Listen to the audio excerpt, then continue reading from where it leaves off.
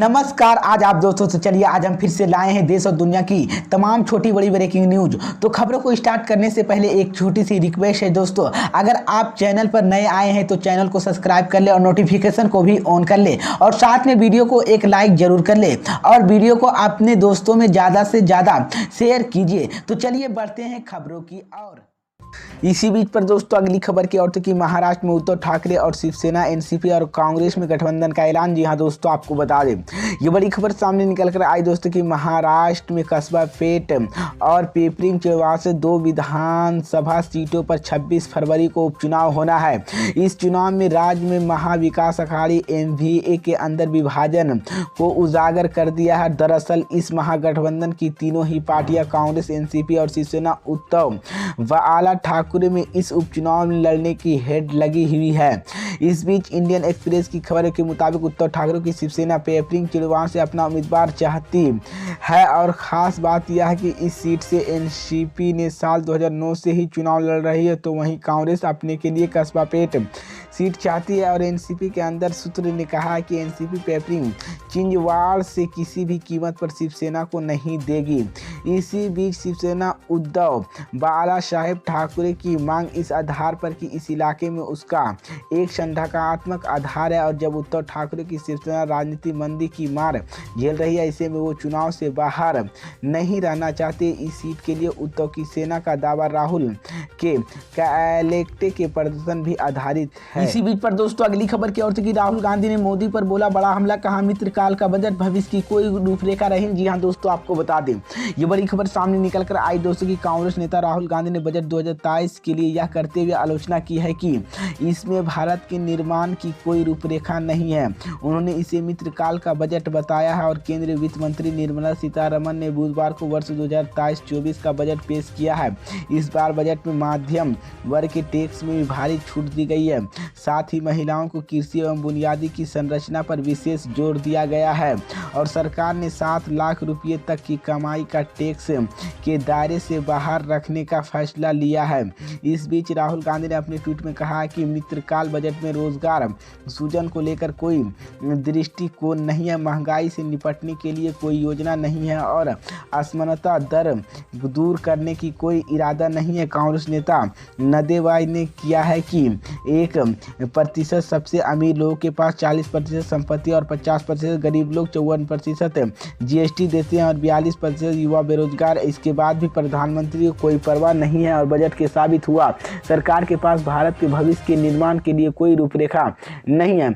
अगले साल होने वाले आम चुनाव से पहले वित्त मंत्री निर्मला सीतारमण ने बुधवार को पेश नरेंद्र मोदी सरकार के अंतिम पूर्ण बजट में सभी तवक्को को साधने का प्रयास किया। उन्होंने कहा कि एक तरफ मध्यम वर्ग और नौकरी पेशी लोगों को आयकर मोर्चा पर राहत देने की घोषणा की है। इसी बीच पर दोस्तों अगली खबर की ओर से कि राकेश टिकैत ने मोदी पर बोला बड़ा हमला, कहा इस बजट से किसानों पर कर्ज बढ़ेगा, निजी कंपनियों को होगा फायदा। जी हां दोस्तों, आपको बता दें ये बड़ी खबर सामने निकल कर आई दोस्तों कि जिले की जीआईईसी के मैदान में किसानों का अनिश्चितकाल आंदोलन का आज 5वां दिन था। बुधवार को किसानों के आंदोलन में चौधरी राकेश टिकैत मौजूद रहे। उन्होंने किसानों को संबोधित करते हुए कहा कि अगर यह लोग आंदोलन नहीं करेंगे तो 2 अन्य राज्यों के किसान यहां आने के लिए तैयार बैठे हैं, लेकिन मुजफ्फरनगर जिले की सीमाओं से लगने वाले जिलों के लोग ही इस आंदोलन में आएंगे और हमें दूसरे राज्य लोगों को भी अभी ज़रूरत नहीं है। और वहीं उन्होंने आम बजट पर कहा कि किसानों पर कर्ज बढ़ेगा वाला बजट है। इस बीच बीकेयू के प्रवक्ता राकेश टिकैत ने आगे कहा कि धरना परमानेंट चलेगा जब तक दिल्ली के गाजीपुर बॉर्डर पर किसान आंदोलन में उत्तर प्रदेश के शहीद हुए किसानों को मुआवजा नहीं दिया जाएगा, तब तक धरना परमानेंट चलेगा। हरियाणा और पंजाब के किसानों को मुआवजा मिला है और उनको मुकदमे भी खत्म हुए हैं, लेकिन यह पर मुकदमे लगाए जा रहे हैं कि किसानों के खिलाफ षड्यंत्र रचा जा रहा है और इससे पूरे प्रदेश में किसानों के भय का माहौल बनाया जा रहा है। किसान आंदोलन जो कार्यकर्ता शामिल हैं उन पर विकास प्राधिकरण द्वारा मकान तोड़ने की नोटिस भेजे जा रहे हैं। प्रधानमंत्री का नारा है कि देश की डिजिटल की ओर से जा रहा है और हमने प्रधानमंत्री की बात मान ली तो हमारा गन्ने का भुगतान भी डिजिटल किया किया जाए। किसान नेता राकेश टिकैत ने बजट पर कही है कि यह बजट छोटी कंपनियों और व्यापारियों के हित में, इससे किसानों पर कर्ज बढ़ेगा और यहाँ न कि 5 लाख न 7 लाख कुछ लोगों को रेवेंट मिली और गांव के किसान, मजदूर, आदिवासियों का पशुपालन वाला किसान है, उनके लिए बजट कुछ नहीं है और उनका कर्ज बढ़ने की बात कही गई है। इसी बीच पर दोस्तों अगली खबर की ओर से पंजाब में लोकसभा चुनाव अकाली दल के साथ मिलकर चुनाव लड़ेगी बसपा। मायावती ने किया गठबंधन का फैसला। जी हां दोस्तों, आपको बता दें ये बड़ी खबर सामने निकल कर आई दोस्तों कि लोकसभा चुनाव की तैयारियों को लेकर बहुजन समाजवादी पार्टी ने भी अपने पत्ते खोलने शुरू कर दिए हैं। बसपा ने तय किया कि अगला लोकसभा चुनाव पंजाब में अकाली दल के साथ मिलकर लड़ा जाएगा। बसपा प्रमुख मायावती ने खुद ट्वीट कर इसके बारे में जानकारी दी है। उन्होंने कहा कि गठबंधन को लेकर बातचीत जारी और पंजाब से पहले बसपा का जनाधार और अकाली दल के साथ गठबंधन के और मजबूती मिलेगी।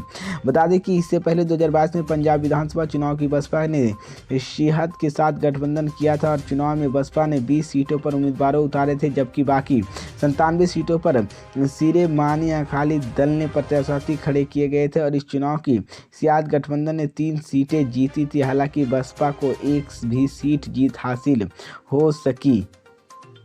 इसी बीच पर दोस्तों अगली खबर की ओर से दिल्ली के मुख्यमंत्री अरविंद केजरीवाल ने एक बार फिर से एलजी पर साधा निशाना। जी हां दोस्तों, आपको बता दें ये बड़ी खबर सामने निकल कर आई दोस्तों कि दिल्ली के मुख्यमंत्री अरविंद केजरीवाल सरकार के उपराज्यपाल के बीच शिक्षकों को ट्रेनिंग के लिए फिनलैंड भेजने को लेकर विवाद और बढ़ गया है।